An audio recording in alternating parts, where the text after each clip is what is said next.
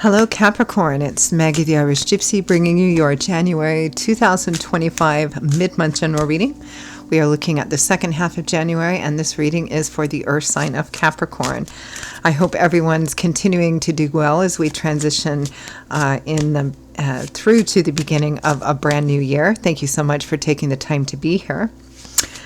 Capricorn, Sun, Moon, Rising, Venus. This is your video, and if you're cross-watching for a Capricorn, this video is relevant for you as well. It is a general reading. It might resonate a little differently for everyone who watches. Take what works for you, leave the rest. If you know your other sign placement, Sun, Moon, Rising, Venus, it can be helpful to watch those videos as well for any additional insight or perspective it might provide. If something really hits home with you and it really resonates and you'd like to explore it a bit, pull the curtain back and take a deeper dive and reach out for a personal reading with me for yourself or as a gift for someone else, or you simply like the reading style, email me at maggie1mcguire@gmail.com. You can see that contact info by clicking on the description of this video, clicking on that word more. You'll see that there along with my PayPal Me link for any of you who care to donate in support of my channel. Gratitude to those of you who do. Always greatly appreciated. So I can get back to you pretty quickly for those of you who email me the same day or within 24 hours with more information. I offer lots of different choices for reading options, different types, lengths, costs, styles, spreads, something in there for everyone. The 6 and 12-month overviews are still very popular right now. They look at everything in your life, all areas and aspects over 6 or 12 months, depending on how far ahead you want to look. A lot of people like to do that at the end of one year and the beginning of a new one, so something to keep in mind. I am quite diligent and focused on the timely scheduling of personal readings because this is what I do full time. So if you're interested, email me. All right, Capricorn, let's see what the second half of January 2025 looks like for you. We begin with the 10 of Coins and the Devil.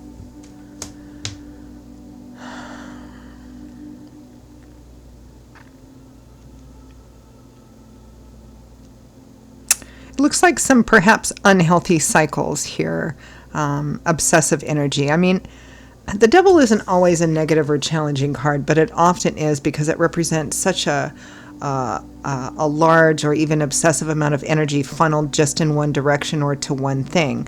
That's why it often shows up for addictions, mental health issues, drugs and alcohol, toxic negative relationships, power and control issues, anything really that has too much of a focus on it. In the short term, it can be positive and effective, like if you're building your business or trying to complete your degree, where you have to take time, effort, money, all kinds of things and focus it in one area in order to accomplish something. But there it has a beginning, a middle, and an end. Beyond that, it becomes habit and pattern and it becomes unhealthy. But there's always that bit of temptation and allure with the Devil. It's the message that says, well, you get something from it, right? So it wants to keep pulling you back into it. But all it really does is keep you stuck in a fear in a cycle of fear and doubt and insecurity. Now, what's with it is the 10 of Coins, long-term security and stability. So this can be it's a general reading. So the unhealthiness of this cycle can represent a few different things. It can represent, too much of a focus on money and material, issues, saving too much. It's never enough, workaholism. It can be kind of a little bit of the opposite. It can be, bad spending habits, bad budgeting habits, not really looking down the road and looking at long-term security and stability. You're just living for today, kind of energy.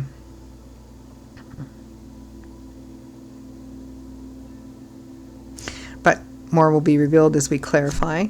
Next, we have the High Priestess, which is our connection to the divine. It's where we get our some people call it higher self, gut instinct, our intuition, that prompts us one way or the other. It's an energy that you have to pause to kind of connect with, right? Kind of get a little bit quiet and listen. The High Priestess, if she were an actual person, this would be somebody who watches and listens much more than she actually speaks because she's taking it in and she has that connection to the divine, right? So, for example, what her gut instinct would tell her So this is a card of following your intuition, that connection to the divine, but it's also a good sign that perhaps underneath this devil energy, you actually know what the right path is. You know what you need to do here. With that Hierophant, High Priestess, we have the 8 of Coins or Pentacles, which is my work card, nose to the grindstone. It speaks of putting, effort, time, attention to detail because you're wanting to build towards long-term stability and security.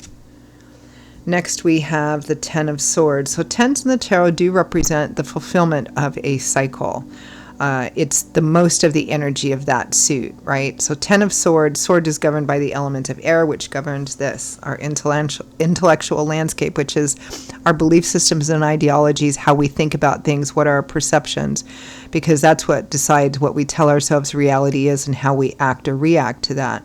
So the 10 of Swords represents coming to a challenging, if not painful, awareness and acceptance that something is at an end and it's time to move on from this.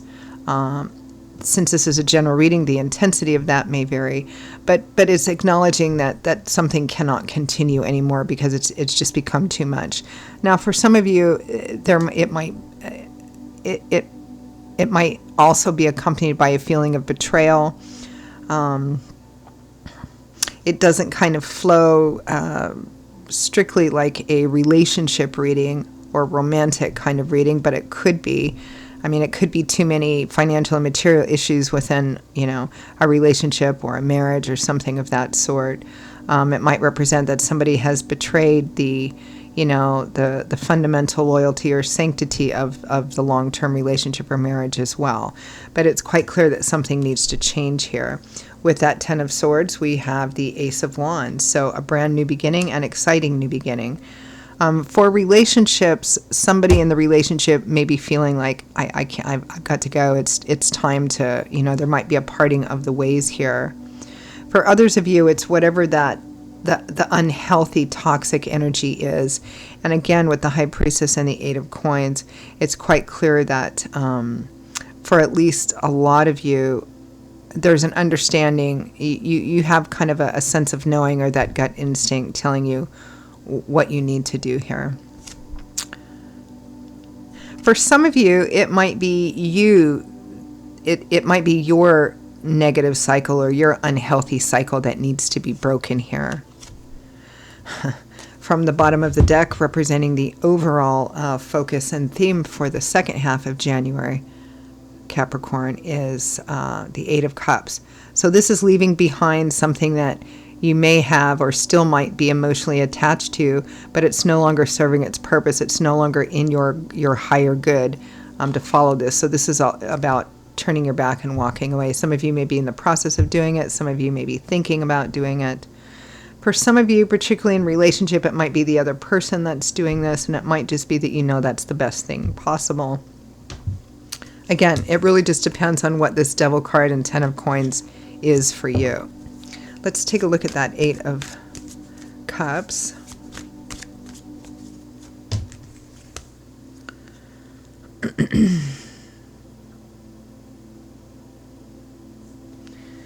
The Emperor, Judgment, and the 4 of Wands.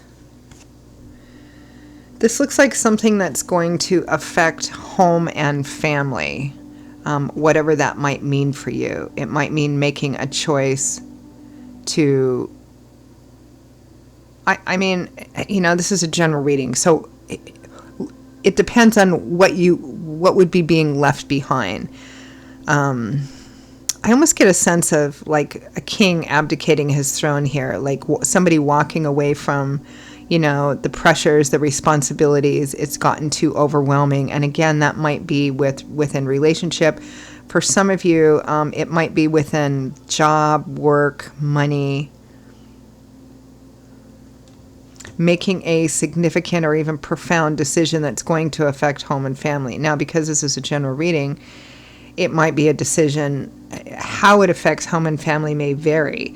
If, for example, you're living in a place that's too expensive, there's not enough money, maybe you just make a great big huge life-defining decision to move and relocate somewhere else where the cost of living isn't so high, and you can have more of a sense of balance, peace, and harmony in your life, because fundamentally that's what I feel you're seeking here, regardless of the details of the situation.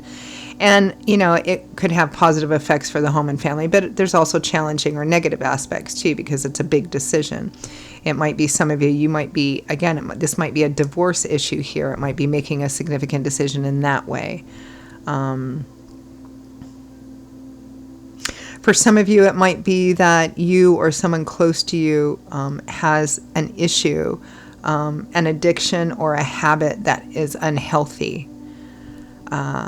And it's about breaking that pattern, breaking that cycle, because it looks like it may be having an adverse effect on home and family.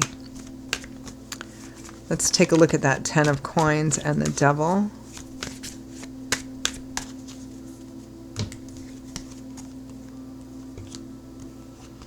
The wheel of fortune, the 3 of swords, the 4 of swords, the 10 of cups, the other happy home card.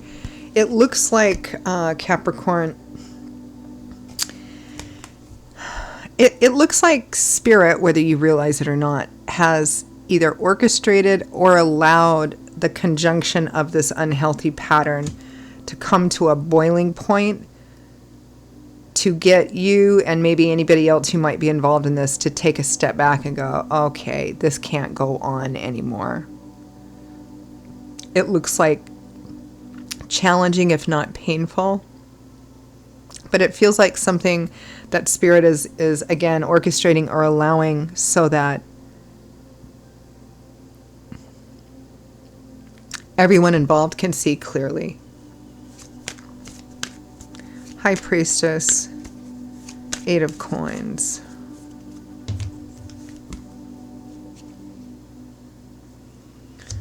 Magician, the Fool, and the Lovers. So this is pulling all the moving parts together to focus it in a new direction, like starting a whole brand new cycle, a whole brand new chapter. And the Lovers is here, which can represent that the decision might be about a relationship or partnership that's quite karmic and quite connected. And the decision might be about that relationship. Or it might be in another area of life, but just like with home and family, what decisions you make and actions and behavior have a significant, profound effect. It's quite clear here that you know deep down that it's time to move on to a brand new beginning in one way or the other. 10 of Swords and Ace of Wands. This is kind of an interesting energy of the painful or bittersweet energy of being excited about starting to walk down a new path, but also, feeling pain over what you're leaving behind, with this 10 of Swords and Ace of Wands.